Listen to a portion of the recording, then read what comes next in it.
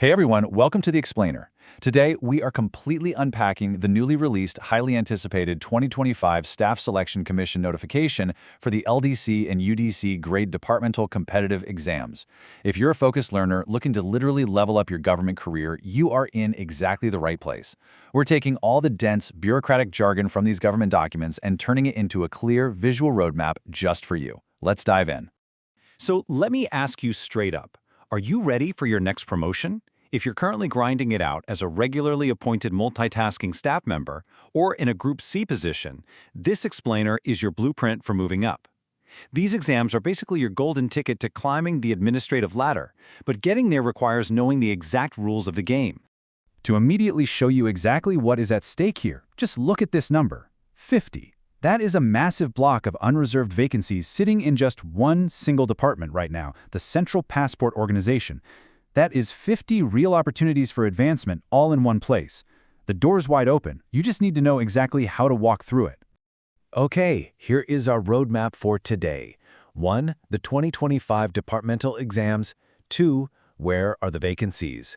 3. Eligibility and crucial dates. 4. Application steps and deadlines. And 5. Important rules to remember. Jumping right into Section 1, the 2025 departmental exams. Stepping up the career ladder.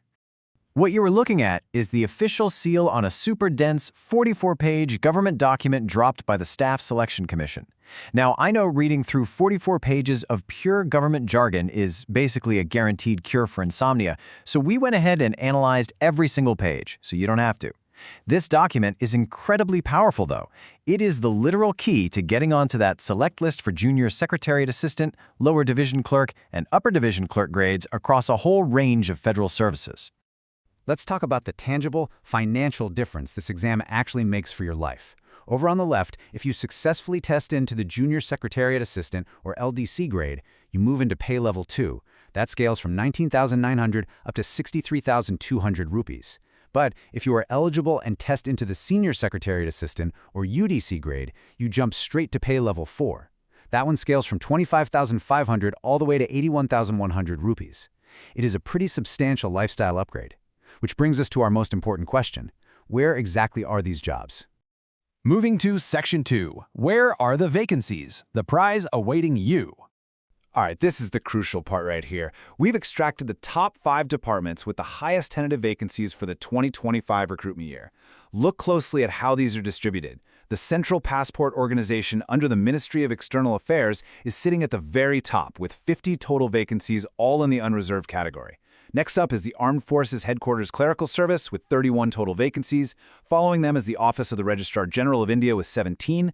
The Office of the Development Commissioner for MSME has 13 total. That's 12 unreserved and 1 SC vacancy. And finally, the Railway Board has 12 total. Interestingly split as 8 unreserved, 2 SC, and 2 ST. Visually, it's super clear that the Central Passport Organization and the Armed Forces Headquarters hold the absolute lion's share of open seats here. The bulk of the hiring for this specific cycle is heavily weighted toward those divisions. Knowing exactly where the high volume of vacancies sits really helps you understand the competitive landscape you're walking into this year. Now, I know some of you probably just looked at those numbers, noticed dashes or zeros in the SC or ST columns for certain departments and thought, uh-oh. Don't panic. The official notice explicitly states that reservations for SC, ST, and persons with benchmark disability candidates are based entirely on what the specific service or cadre controlling authorities report to them. So these are just tentative numbers. Always double-check with your specific department's cadre rules because they dictate the final roster. Let's hit Section 3, Eligibility and Crucial Dates, the Rulebook.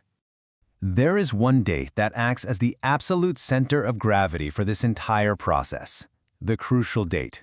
According to the SSC, the crucial date for counting your approved continuous service is the first day of July 2025. This means every single calculation regarding whether you have served your required 3, 5, or 6 years in your current grade is measured exactly against July 1st, 2025. No exceptions whatsoever. To show you how this actually applies in the real world, let's look back at our biggest vacancy holder, the Central Passport Organization. If you want to take the lower division clerk exam, you need to be an office assistant in level 1 with a 12th class pass, and you need to have rendered 3 years of regular service by that crucial date. But if you're aiming for the upper division clerk exam, the bar is definitely higher. You have to be a junior passport assistant with 6 full years of service, and you must possess a bachelor's degree from a recognized university. The exact service lengths do vary slightly between departments, so always make sure you read your specific cadre's row in the notification. Aside from service years, there are some strict deal breakers you've got to be aware of. For the LDC exam, the maximum age limit is 45 years, though they do extend that to 50 for SC and ST candidates. You absolutely must be a regularly appointed MTS or Group C employee. Now, if you happen to be on deputation to an ex-cadre post and you have competent authority approval, you are still eligible. But, and this is a huge one, if you've been appointed to another service on transfer and you don't hold a lien in your original cadre, you will be disqualified. Your administrative ties to your parent cadre have to remain totally intact. All right, Section 4, Application Steps and Deadlines, your action plan. Let's walk through the exact timeline they gave us. The online application window opens on June 5, 2026. You have until June 26, 2026 at exactly 2300 hours to hit Submit Online. But you are not done there. Your printed hard copy, which has to be routed through your head of department, must physically reach the SSC Northern Region office by July 3, 2026. If you live in a remote area like the Andaman and Nicobar Islands, you get a slight extension to July 10. And finally, the computer-based exam is tentatively scheduled for July to August 2026. Guys, missing even one of these windows completely eliminates you from the race. The application process itself is a highly specific 3-step dance. Step 1. You must generate a one-time registration, or OTR. Step 2.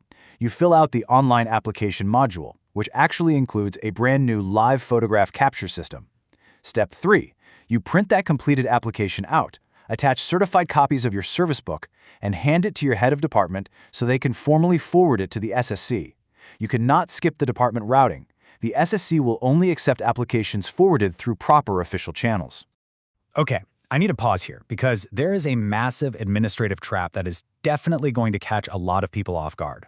The SSC has explicitly stated that if you have an old one-time registration generated on their old website, ssc.nic.in, it will not work. It is completely invalid. You must go to the new website, ssc.gov.in, and generate a brand new OTR. Please do not wait until 10 p.m. on deadline day to realize your old login doesn't work. Moving to our final part, Section 5, Important Rules to Remember. Don't let details disqualify you. So, we mentioned that live photograph earlier. The application module will prompt you to take a photo using your computer or phone camera right then and there. The rules are super strict. Good light, plain background, camera exactly at eye level. Your face has to fit entirely inside the red rectangular area on the screen. Most importantly, and the SSC repeats this multiple times, you cannot wear a cap, you cannot wear a mask, and you absolutely cannot wear glasses or spectacles. They want to see the real you, no filters, no accessories. Also, if you try to hold up a pre-existing physical photograph to the camera, your application will be instantly rejected. It has to be a live capture of your face. Now, the SSC is also cracking down incredibly hard on exam integrity, specifically regarding candidates with disabilities who use a scribe. The rules state explicitly, if at any stage during the exam it's found that a scribe is independently answering the questions or prompting answers to the candidate in any way, the penalty is severe. The candidate faces a massive 7-year debarment from all SSC exams. And you know what? That rule is completely mirrored for the scribe themselves. If someone acts as an impersonator, pretending to be a scribe just to cheat the system, they'll also face a 7-year debarment, alongside potential criminal investigations. The SSC states they might report these matters to the police and use forensic experts to verify identity. This means your appearance on exam day must perfectly match that live photograph you captured during the application. No cutting corners. All right, we've gone through the massive opportunity waiting in departments like the Central Passport Organization, the super strict timeline, the new OTR system, and those all-important crucial dates. The path from Pay Level 2 up to Pay Level 4 is clearly mapped out right in front of you. But it raises a much bigger question to leave you with. In a system with such rigid rules and tight deadlines, is securing a promotion really just about your years of service, or is it actually a true test of your ability to master the bureaucracy itself? Think about that, get your OTR registered, and best of luck on your journey up the ranks.